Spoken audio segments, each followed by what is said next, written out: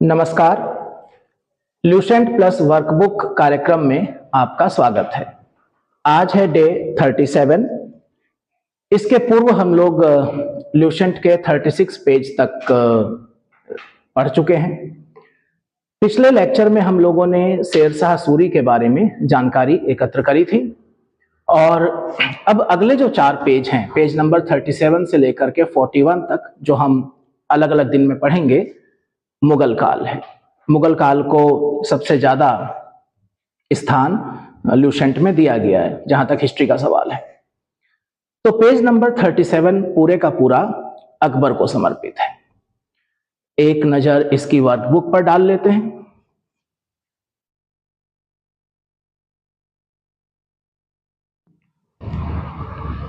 ये वर्कबुक है। वर्कबुक से अब तक आप लोग बहुत अच्छे से परिचित हो चुके हैं। इसको आप हमारे टेलीग्राम चैनल से या व्हाट्सएप चैनल से डाउनलोड कर सकते हैं और जो कॉपी आपने बनाई है उसमें इसको भरिए, फिल करिए और ब्लैंक वर्कबुक जो है उसको आप बचा करके रखिए ताकि आप प्रैक्टिस कर सकें। तो थोड़ी सी जानकारी इस पेज पर 2-3 पॉइंट शेरशाह सूरी के बारे में भी हैं और जैसा कि मैं हर बार आपको कह रहा हूं कि आप ल्यूसेंट की बुक अपने पास रखिए, खोल करके रखिए पेज नंबर 37, ताकि आप देख सकें कि मैं क्या बता रहा हूं और मैं बिल्कुल आपको लाइन बाय लाइन एक्सप्लेन करूंगा। तो जैसा आप मेरे पीछे बोर्ड पर देख पा रहे हैं, शुरुआत में 3-4 जानकारियां शेरशाह के बारे में है। पहली जानकारी है शेरशाह के द्वारा प्रचलित कुछ सिक्के। अगर आप लेक्चर नंबर 36 देखेंगे तो वहां पर लेक्चर खत्म हुआ था कि शेरशाह ने चांदी का रुपया चलाया था और रुपया बहुत बाद तक चलता रहा, ब्रिटिश टाइम तक चलता रहा। रुपए के अलावा शेरशाह ने कुछ अन्य सिक्के भी जारी किए, जैसे कि अधेला, पावला, दमड़ी, जीतल। तो अधेला या अधोला, पावला, दमड़ी और जीतल। इसके अलावा शेरशाह ने कबूलियत और पट्टा प्रथा। तो कबूलियत और पट्टा प्रथा क्या थी? शेरशाह ने जो भू राजस्व व्यवस्था बनाई थी उसके अंतर्गत उसने किसानों के साथ एक कॉन्ट्रैक्ट किया था, एक समझौता किया था। उस समझौते में पट्टा और कबूलियत की व्यवस्था थी। पट्टा अर्थात एक प्रकार का लीज एग्रीमेंट, जिसमें लिखा रहता था कि कौन किसान है, उसका नाम क्या है, उसके पास कितनी जमीन है, उसकी जमीन का प्रकार क्या है। जैसा कि शेरशाह ने भूमि को उत्तम, मध्यम और निम्न में विभाजित कर दिया था और उसी हिसाब से कर लगाया था। तो भूमि का प्रकार लिखा रहता था और कितना कर उस किसान को देना है ये सब लिखा रहता था। तो ये पट्टा होता था और जब वो पट्टा प्रदान किया जाता था किसान को, तो बदले में उससे एक्सेप्टेंस, स्वीकृति ली जाती थी कि हाँ, मैं इससे सहमत हूं, मैं इतना भू राजस्व दूंगा। उसको बोलते थे कबूलियत। तो पट्टा और कबूलियत एक तरह का डायरेक्ट सेटलमेंट था किसानों के साथ। शेरशाह सूरी ने यह भी कहा था कि जब किसान को पट्टा दिया जाए और उससे कबूलियत ली जाए तो वहां पर थोड़ी बार्गेनिंग की गुंजाइश है कि अगर किसान कर को थोड़ा कम कराना चाहता है तो वहां पर वो एडजस्टमेंट हो सकता है, लेकिन एक बार कबूलियत हो जाने के बाद कोई एडजस्टमेंट नहीं होगा। इसके अलावा एक जानकारी और है यहां पर कि शेरशाह ने 1541 में पाटलिपुत्र को पटना के नाम से पुनः स्थापित किया। साथ ही साथ शेरशाह सूरी ने ग्रैंड ट्रक रोड भी बनवाई। तो ये जो जीटी रोड के नाम से रोड प्रसिद्ध है, इसके बारे में थोड़ा सा जान लीजिए। जो मौर्यकालीन उत्तरापथ था वो बहुत सदियों से वो एक प्रमुख व्यापारिक मार्ग था जो बंगाल को उत्तर पश्चिम इलाकों से जोड़ता था, पेशावर तक जाता था। तो उसी मार्ग को शेरशाह सूरी ने पुनर्निर्माण कराया, समझ लीजिए। उसने उस सड़क की मरम्मत कराई और रास्ते में कुछ व्यवस्थाएं कराई यात्रियों के आराम करने के लिए, सुरक्षा करने के लिए। चेक पोस्ट बनवाई, सराय बनवाई और उसको नाम दिया उसने सड़क ए आजम। अब शेर शाह सूरी तो जीटी रोड शब्द का इस्तेमाल नहीं कर सकता था, तो 1843 में British governor general Lord Auckland ने इस सड़क ए आजम को नाम दिया grand trunk road, GT road. तो इसके अलावा आप देखिए, इसी के साथ एक जानकारी और दी गई है कि शेर शाह सूरी ने डाक प्रथा का आरंभ कराया। तो यहां पर समस्या यह है कि अलाउद्दीन खिलजी, मोहम्मद बिन तुगलक, उन्होंने भी डाक प्रथा का आरंभ कराया था। शेर शाह सूरी ने उसी को और आगे बढ़ाया। तो यहां पर शेर शाह सूरी से संबंधित जानकारियां समाप्त हो जाती हैं। एक जानकारी और है, मलिक मोहम्मद जायसी जिन्होंने पद्मावत की रचना करी थी, वो शेर शाह के समकालीन थे। इसके बाद शुरू होता है अकबर। और अगर अकबर को मुगल साम्राज्य का वास्तविक संस्थापक कहा जाए तो इसमें कोई अतिशयोक्ति नहीं होगी। 1556 से लेकर के 1605 तक, 1556 से लेकर 1605 तक दीर्घ शासनकाल, और इस दीर्घ शासनकाल में अकबर ने मुगल साम्राज्य की इस प्रकार से नींव रखी कि अकबर की मृत्यु के बाद भी अगले 100 साल तक तो कोई चुनौती ही नहीं थी। यानी कि 1707 में औरंगजेब की मृत्यु तक मुगल साम्राज्य को कोई खतरा नहीं था। और 1707 के बाद जब अयोग्य और नक्कारा बादशाह गद्दी पर बैठने लगे, तो भी वो अगले 150 साल तक, यानी कि 1857 तक किसी न किसी रूप में खड़ा रहा। तो अकबर के बारे में शुरू करते हैं।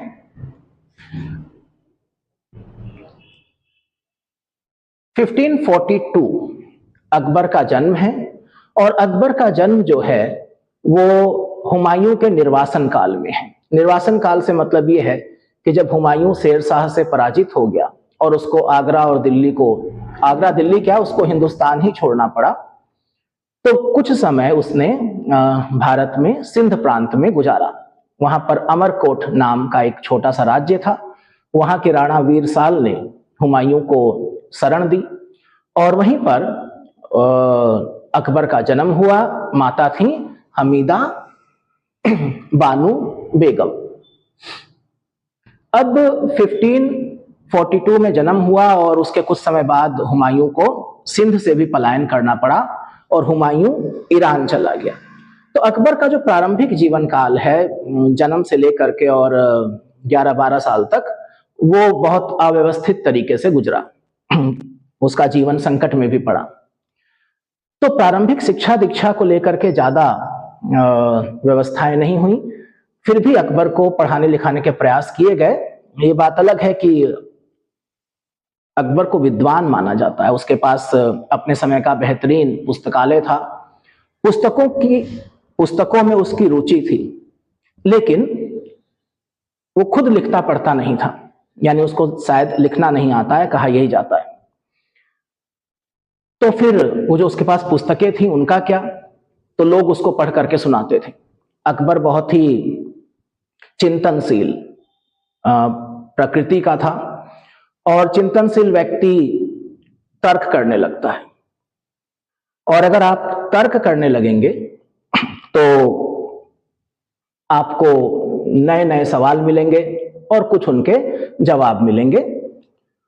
आस्था और तर्क विरोधाभासी हो जाते हैं। कहते हैं कि आस्था या श्रद्धा जहां पर आ जाती है तो फिर तर्क वहां पर समाप्त हो जाता है, और तर्क का ही एक प्रकार है विवेक।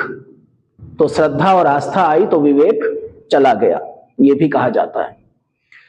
तो अकबर मिला जुला था, कुछ मामलों में आस्था और श्रद्धा के साथ, कुछ मामलों में तर्क और विवेक का प्रयोग करके उसने नई परंपराएं चलाई। तो शुरुआती दौर में जैसा मैंने आपको बताया कि अकबर के पास वो सब सुख सुविधाएं कम थी जरा, जो राजाओं के पुत्र के पास होनी चाहिए। हालांकि हुमायूं भले ही निर्वासन में हो, लेकिन वो निर्वासन में भी ईरान के शासक के यहाँ निर्वासन में था, जहां पर उसके पास सुख सुविधाएं थी। तो जब अकबर 13 वर्ष का हुआ तो हुमायूं की मृत्यु हो गई, और उस 13 वर्ष की अवस्था में अकबर को दिल्ली और आगरा का सिंहासन मिला। एक ऐसे क्षेत्र का सिंहासन मिला जो पूरी तरह से उसके नियंत्रण में नहीं था, क्योंकि हुमायूं ने भारत की पुनर्विजय कर तो ली थी, लेकिन अभी भी उसके समक्ष अफगान खतरा टला नहीं था, और अकबर छोटा बालक था। तो अकबर का जो संरक्षण है वो हुमायूं ने अपने सबसे विश्वस्त अधिकारी और मित्र बैरम खां के हाथों में सौंप दिया था। बैरम खां मुगल साम्राज्य में वकील के पद पर था, अर्थात राजा के ठीक बाद। समझ लीजिए कि दिल्ली सल्तनत में जैसे नायब होता था, ऐसे ही मुगल साम्राज्य में वकील था। तो बैरम खां ने 1556 से लेकर के, यानी जब अकबर 13 वर्ष की उम्र में गद्दी पर बैठा है, पंजाब में एक जगह है कलानौर, वहीं पर उसका राज्याभिषेक किया गया था, क्योंकि हुमायूं की जब मृत्यु हुई दिल्ली में तो अकबर बैरम खां के साथ युद्ध क्षेत्र में था। तो कोई विवाद ना खड़ा हो, कोई अन्य उत्तराधिकारी ना खड़ा हो जाए, इसलिए इस बात को गुप्त रखा गया कि हुमायूं की मृत्यु हो गई है, और अकबर का राज्यारोहण वहीं पर कर दिया गया, कलानौर में ही। इसके बाद आकर के अकबर ने चार्ज संभाला, और पहला ही संकट उसके सामने आया हेमू विक्रमादित्य के रूप में। पानीपत के मैदान में हेमू तमाम अफगानों को इकट्ठा करके एक बड़ी सी सेना लेकर के उसके सामने खड़ा था। तो पानीपत का दूसरा युद्ध अकबर और हेमू के बीच में हुआ। हालांकि वास्तविक नियंत्रण जो था वो बैरम खां का था, और हेमू इस युद्ध में पराजित हुआ। तो पानीपत के प्रथम युद्ध से बाबर ने भारत में मुगल वंश की नींव डाली, और पानीपत के दूसरे युद्ध में उस वंश का बचाव हुआ।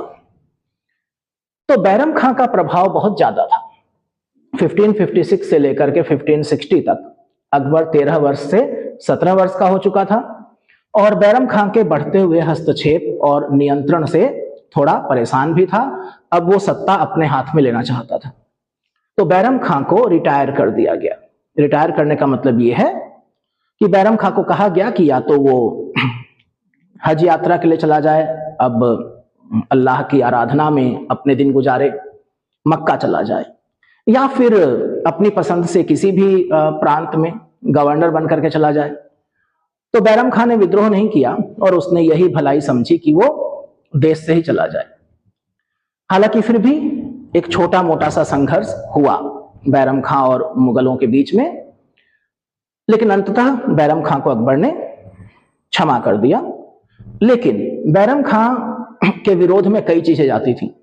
बैरम खां सिया मूल से थे, मुगल प्रशासन में ज्यादा प्रभाव सुन्नियों का था, तो धार्मिक आधार पर एक ध्रुवीकरण था। प्रशासन में जितने भी अच्छे पद थे वो बैरम खां ने अपने समर्थकों को दिए थे, तो उनके विरोधियों की संख्या बहुत ज्यादा हो गई थी। तो उनके ऐसे ही एक विरोधी ने पाटन, यानी कि हिंदुस्तान में ही, उनकी हत्या कर दी, जबकि वो मक्का की यात्रा पर थे। उनकी मृत्यु के बाद अकबर ने, मतलब जब उनकी हत्या कर दी गई, तो उनके परिवार को अकबर ने महल में बुला लिया, और बैरम खां का ही पुत्र अब्दुल रहीम खान खाना, जिन्होंने तुझके बाबरी का फारसी अनुवाद किया था बाबरनामा के नाम से, अकबर के दरबार में एक प्रसिद्ध मनसबदार, कमांडर और साहित्यिक अभिरुचि के व्यक्ति के तौर पर दिखते हैं। बैरम खां के पतन के बाद अब इतिहासकार कहते हैं कि उसके बाद अकबर जो है परिवार की महिलाओं के नियंत्रण में आ गया, हरम का शासन बोला जाता है, लेकिन अधिकतर इतिहासकार इससे सहमत नहीं है कि अकबर के ऊपर ऐसा कोई प्रभाव था नहीं। अगर माहम अनगा का कोई प्रभाव था भी तो वो 1562 तक समाप्त हो गया था।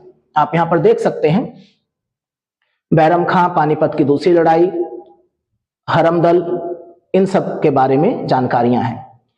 अब यहां पर 1562 के बाद सीधे 1576 हल्दी घाटी के युद्ध को बताया गया है, लेकिन हमें इससे पहले कुछ और चीजें भी जाननी है। जैसे कि इस ब्लॉक में देखिए आप, यहां पर कुछ जानकारियां दी गई हैं 1562 से लेकर के और 75 तक, यानी कि हल्दी घाटी के युद्ध से पहले तक। तो इनको भी जरा देख लेते हैं एक बार। अकबर ने 1561 से लेकर के और 1564 के बीच में कुछ ऐसे निर्णय लिए जिन्होंने अकबर को हिंदुस्तान में एक भरोसेमंद शासक के तौर पर स्थापित किया। अकबर ने देखा कि जो बहुसंख्यक समाज है, जो हिंदू वर्ग है, वो अकबर को अपना शासक क्यों माने। अगर शासन की नीतियां भेदभावपूर्ण हो तो फिर लोग शासक को अपना क्यों स्वीकार करेंगे।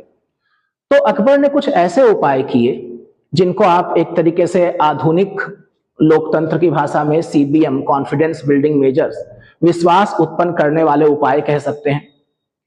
भारत में बहुसंख्यक वर्ग यानी कि हिंदू, उनको क्या शिकायतें थी? उनको जजिया कर को लेकर के शिकायत थी, तीर्थ यात्राओं के दौरान उनसे कर लिया जाता है, तीर्थ यात्रा कर को लेकर शिकायत थी। उन्हें यह भी शिकायत थी खासतौर पर सैनिक वर्ग को कि जब कोई सेना पराजित हो जाती है, जब कोई शासक पराजित हो जाता है तो उस संपूर्ण सेना को दास बना लिया जाता है। और दास बनने का नुकसान यह था कि दास को अपने स्वामी का धर्म स्वीकार करना होता है, तो तुरंत उलेमा आ जाते थे कि अब तुम लोग मुसलमान बन जाओगे। तो धर्म परिवर्तन का एक बड़ा माध्यम था दास बनाया जाना। अकबर ने 1561 से 1564 तक आप देखिए, 1562 में उसने दास प्रथा का अंत किया। दास प्रथा के अंत को ठीक से समझ लीजिए क्योंकि कंफ्यूजन हो जाएगा। दास प्रथा का अंत नहीं किया, इसको सही तरीके से ऐसे बोलेंगे, युद्धबंदियों को दास बनाए जाने पर रोक लगा दी।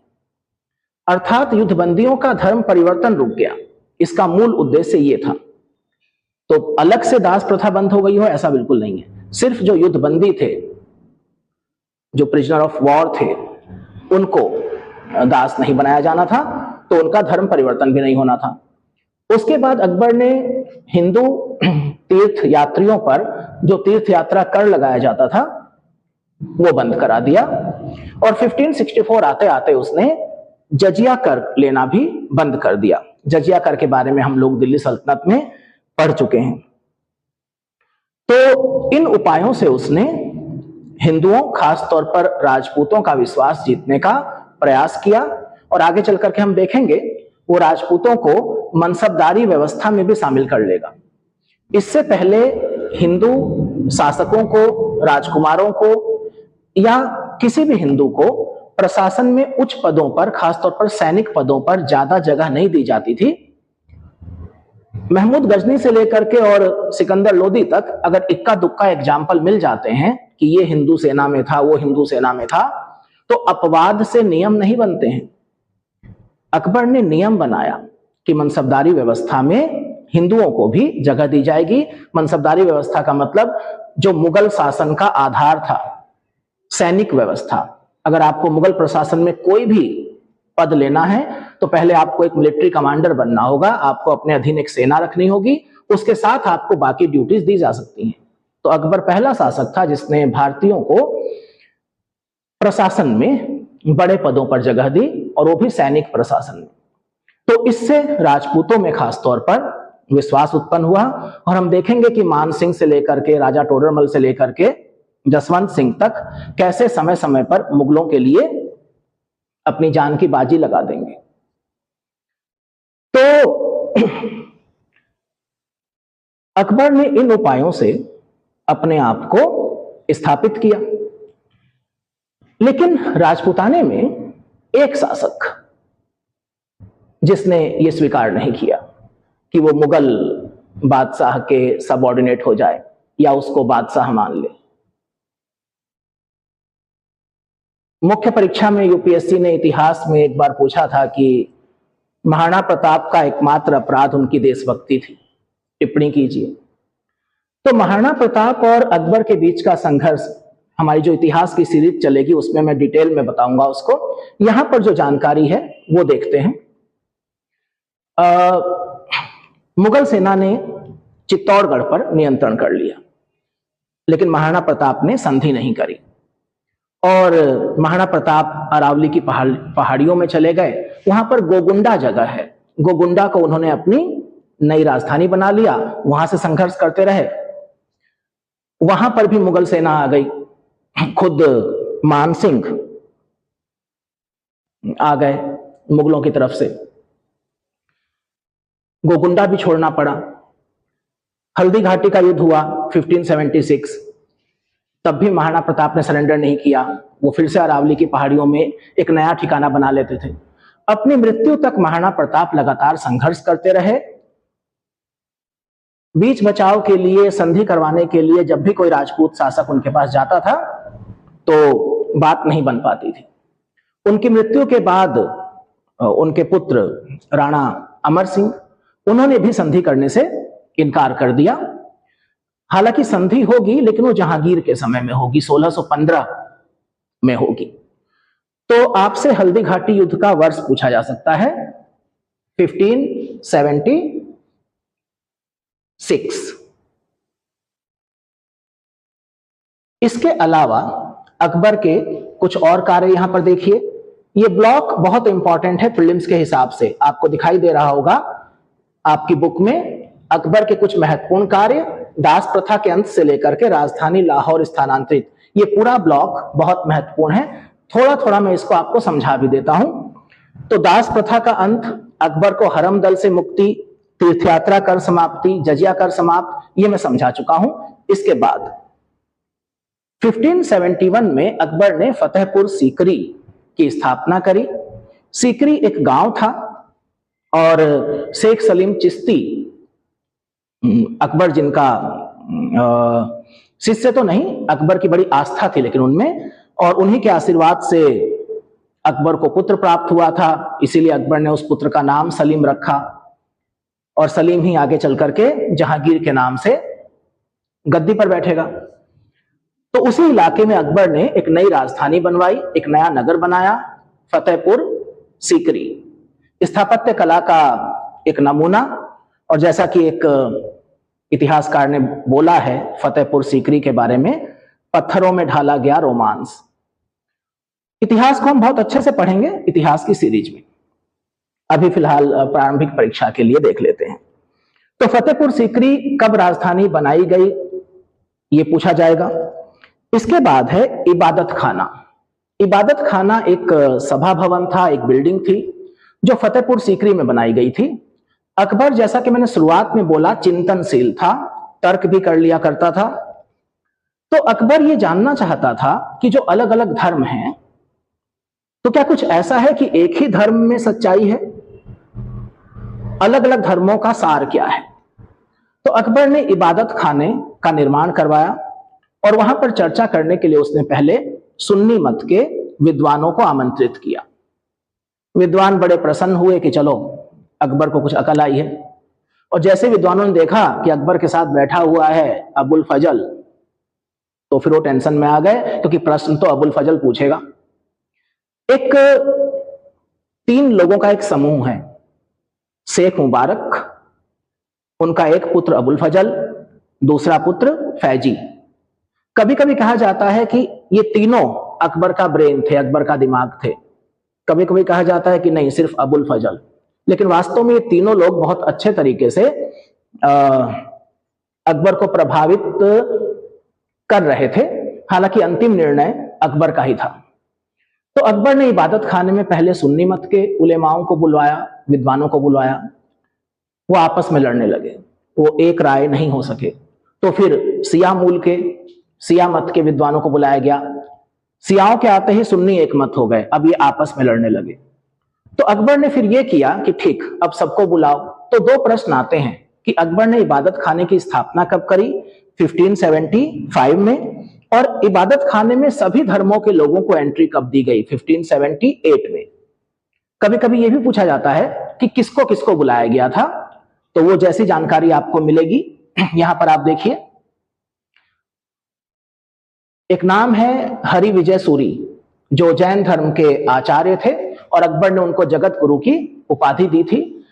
तो इसमें कम जानकारियां हैं। अकबर के इबादत खाने में जैन आए, वहां पर पारसी भी आए, वहां पर ईसाई आए, पुर्तगाली आ चुके थे पहले भारत में, तो उनके मिशनरी आए।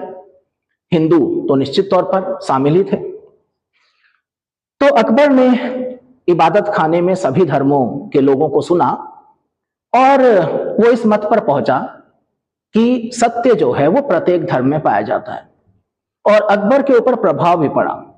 अकबर के महल में चाहे अग्नि पूजा हो या सूर्य उपासना हो, या जब उसने राजपूत राजकुमारियों से विवाह किए तो उनको जो उसने अपने महल में धार्मिक स्वतंत्रता प्रदान करी, उनको पूजा पाठ करने की छूट दी, ये सब चीजें।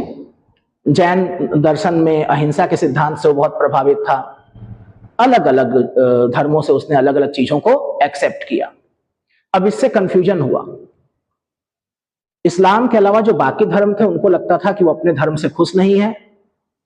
ईसाइयों ने तो लिख भी दिया पुर्तगाल के राजा को कि बस यहां का शासक थोड़े ही दिन में ईसाई बन जाएगा। हिंदुओं को चिंता हुई कि अगर ये हिंदू बन गया तो हम इसको एडजस्ट कैसे करेंगे, वर्ण व्यवस्था में बड़ी समस्या हो जाएगी, तो एक अल्लोपनिषद लिख दिया गया। और मुसलमानों को लगा कि ये विधर्मी हो रहा है। तो अकबर के चरित्र को मुश्किल था समझना उस दौर में। अगर आप दूसरे के धर्म में दिलचस्पी दिखा रहे हैं तो लोग सीधे सीधे आपको असंतुष्ट या विधर्मी घोषित कर देते थे। तो इसके अलावा देखिए 1579 मजहर की घोषणा। मजहर क्या था? सर्वोच्चता की घोषणा या डिक्लेरेशन ऑफ सुपरमेसी। दरअसल अकबर इस बात से बहुत परेशान था कि वो सर्वोच्च होते हुए भी सर्वोच्च नहीं है। इस्लामिक व्यवस्था में जो उलेमा वर्ग था वो कहता था कि धर्म के क्षेत्र में तो उलेमा ही प्रधान है। शरीयत संबंधी मामलों में शासक बिना अपने धार्मिक सलाहकार, बिना अपने सद्र की सलाह के कुछ नहीं कर सकता। इसके अलावा कुछ कार्यों के ऊपर सिर्फ उलेमाओं का अधिकार है, जैसे कि खुतबा पढ़ना। तो 1579 में अकबर ने दो काम किए जिससे कि रूढ़िवादी उलेमा वर्ग नाराज हुआ। एक तो उसने खुतबा पढ़ा खुद, दूसरा उसने मजहरनामा, मजहर की घोषणा करी। मजहर में अभी सिर्फ इतना समझ लीजिए, ये लिखा हुआ था कि यदि इस्लामिक कानून या शरीयत की किसी एक कॉन्सेप्ट को लेकर के, किसी एक नियम को लेकर के दो विरोधी धारणाएं आ जाती हैं, अर्थात दो उलेमा दो अलग अलग बात कह रहे हैं, तो फिर किस बात को सही माना जाए, किस कानून को सही माना जाए, यह चुनने का अधिकार अकबर को होगा। तो अकबर ने सर्वोच्चता हासिल कर ली, इसलिए डिक्लेरेशन ऑफ सुपरमेसी कहा जा रहा है इसको। तो मजहरनामा कभी कभी क्रम लगाने को आता है कि दास प्रथा के अंत से लेकर के मजहरनामा की घोषणा या फिर इबादत खाना की स्थापना, इनको क्रम में लगा दीजिए। तो ये ब्लॉक बहुत इंपॉर्टेंट है। तो मजहरनामा ये था। 1582 में अकबर ने दीन ए इलाही की घोषणा करी। कुछ विद्वानों के अनुसार ये एक नया धर्म था। कुछ इतिहासकारों ने कहा है कि अकबर की मूर्खता का प्रतीक था। अकबर पोप बनना चाहता था, वो राजनैतिक और धार्मिक दोनों क्षेत्रों में सर्वोच्चता हासिल करना चाहता था। इसके ऊपर हम फिर कभी चर्चा करेंगे। यहां पर सिर्फ इतना इंपॉर्टेंट है कि 1582 में अकबर ने दीन ए इलाही की घोषणा करी। प्रमुख लोगों में, खासतौर पर नॉन मुस्लिम्स में बहुत कम संख्या थी दीन ए इलाही के मेंबर्स की, क्योंकि अकबर ने फोर्स नहीं किया।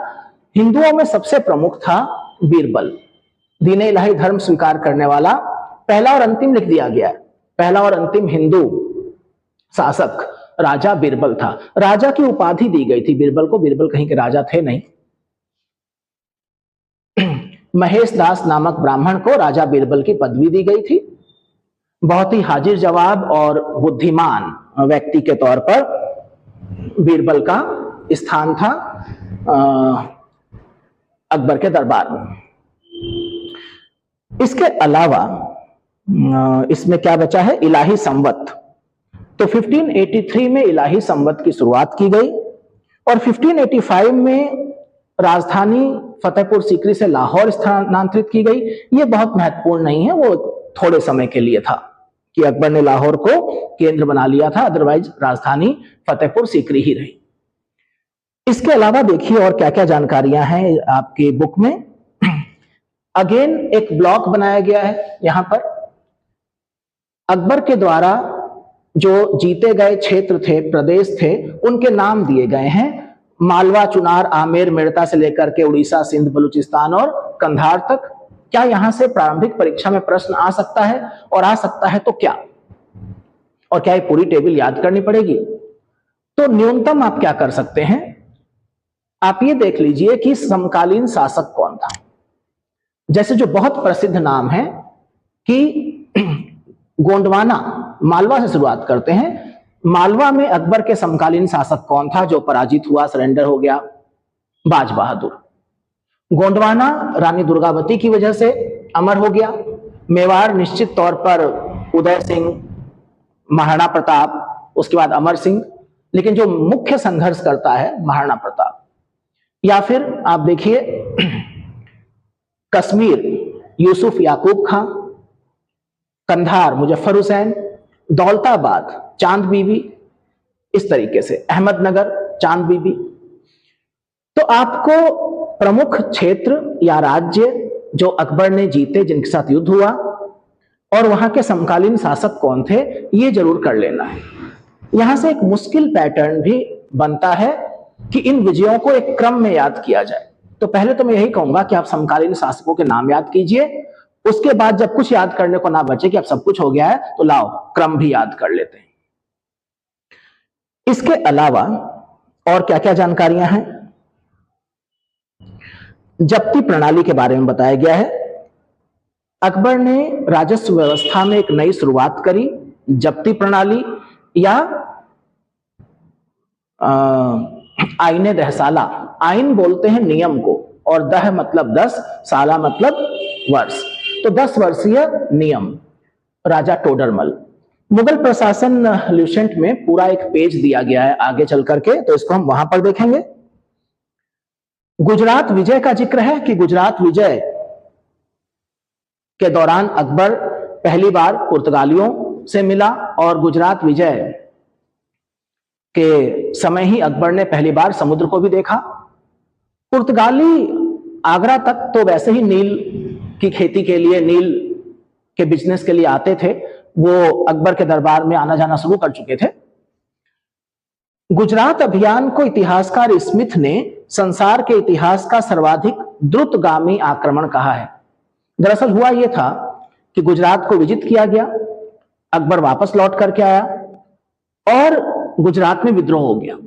और जब विद्रोह हो गया तो अकबर एक छोटी सी सैनिक टुकड़ी के साथ तेजी से निकला, और बहुत कम समय उसने आराम किया, और उसकी सेना पीछे रह गई, और एक छोटी सी सैनिक टुकड़ी के साथ अकबर मुश्किल से 10-11 दिनों में, देखिए कोई हवाई जहाज से तो गया नहीं था, घोड़े से ही जाना था। तो स्मिथ ने कहा है द्रुतगामी आक्रमण, बहुत तेजी से उसने, और फायदा यह हुआ कि विद्रोह दबा दिया गया। इसके अलावा यहां पर जानकारियां हैं कि अकबर के दरबार में अब्दुल समद प्रसिद्ध चित्रकार था, और भी थे जैसे कि दसवंत था, बसावन था, और तानसेन के बारे में जानकारी दी गई है। आखिर का जो पूरा यहां पर देखिए ये पैराग्राफ है, ये तानसेन के बारे में है। तानसेन जो कि ग्वालियर के एक ब्राह्मण परिवार में पैदा हुए थे, राम तनु पांडे, और वो रीवा के राजा रामचंद्र के दरबार में थे, वहां से वो अकबर के दरबार में आ गए थे। ध्रुपद गायन शैली के संगीतकार थे, और कई प्रसिद्ध रागों का इन्होंने आविष्कार किया था, मियां की टोडी, मियां का मल्हार, ये सब। तो आप तानसेन को देख सकते हैं। अकबर ने इनको एक उपाधि दी थी, कंठाभरण वाणी विलास, कंठाभरण वाणी विलास। तो पेज नंबर 37 पर आप देखिए इतनी जानकारियां हैं। पेज नंबर 38 पर भी अभी अकबर कंटिन्यू रहेगा, और उस पर सिर्फ एक और शासक के बारे में पढ़ाया गया है, जहांगीर के बारे में। उसके बाद पेज नंबर 39 पर शाहजहां, फिर 40 पर शाहजहां के साथ औरंगजेब, और फिर मुगल प्रशासन। तो मुगलों के ऊपर अभी काफी कुछ बचा हुआ है। ये इसकी वर्कबुक है। जितने भी महत्वपूर्ण प्रश्न हैं वो यहां पर लिख दिए गए हैं इस पेज के अगेंस्ट। कुछ अतिरिक्त जानकारियां मैंने आपको दी हैं।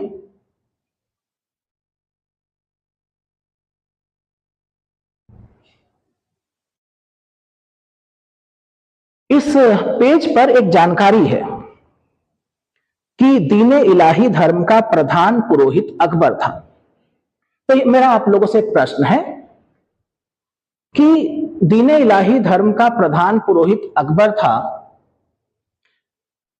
इसके लिए मैं कुछ बोलता हूं कि दीन इलाही में पहली बात तो यह कि दीन इलाही को धर्म माना नहीं जाता, ना तो दीन इलाही का कोई धार्मिक स्थल था, ना ही उसका कोई एक पुस्तक थी, और ना ही उसका कोई एक फुल टाइम पुरोहित वर्ग था। हाँ, ये जरूर है कि जब कोई दीन इलाही में शामिल होना चाहता था, दीक्षित होना चाहता था, तो अकबर खुद अपने हाथ से उसको दीक्षा देता था। कुछ इतिहासकारों का मानना है कि पुरोहित की भूमिका में एक और व्यक्ति था।